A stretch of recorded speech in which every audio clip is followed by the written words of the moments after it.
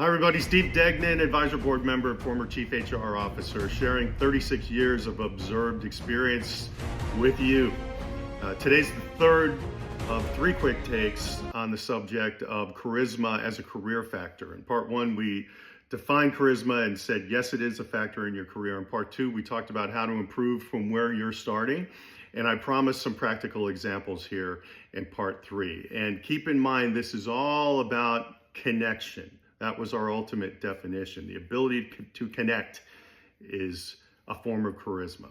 Let's start with Sister Marie Barbara, my second grade teacher at St. Columbanus Grade School in Peekskill, New York. She had this ability to create crazy songs out of nothing, some definite musical capability. And when we'd be stuck on a certain concept as a group of second graders, she'd create a song about it. So I have some of these bouncing around in my head. One of them is about the equation 7 + 4, where one day us second graders were struggling with that one, and she created a song out of it and had different parts that different parts of the room would sing. I'll leave it at that, but bring your talent into creating moments. That might be the lesson there. Next, Major Ed Dillon, AKA Big Ed. He was the executive officer of the 55th Support Battalion, the first real unit I was assigned to in the Army. As one of the companies of that battalion, it had some tough officers in it. And occasionally, Major Dillon would call me and just share some pearls of wisdom like, and this too shall pass, and don't let the bastards get you down, and so forth.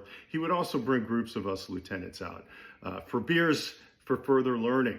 But again, someone who cared and was keeping watch over the up-and-comers and making sure there was connection with them. Next, Dr. Peterson, another teacher, there were several in this group, who taught English Lit, I believe my senior year at Centerville High School in the environs of Dayton, Ohio.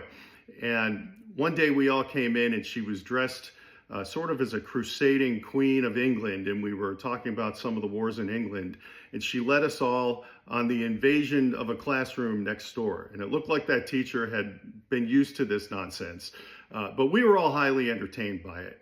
And I guess the point there is be willing to do some crazy stuff to pull people in and engage with them. That's certainly logged in my memory.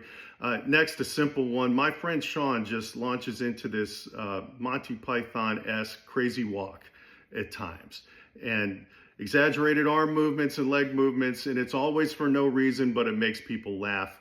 So the lesson there might be authentic and be willing to be a little bit silly.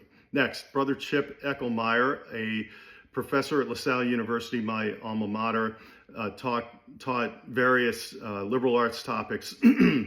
I think I had him for a religion class, and what I remember is he had a story for everything, both personal or in current events, and would always be ready with something, regardless of what the topic was, and probably funny enough to do stand-up comedy if he had chosen to, but lucky for us students, he had chosen to teach us.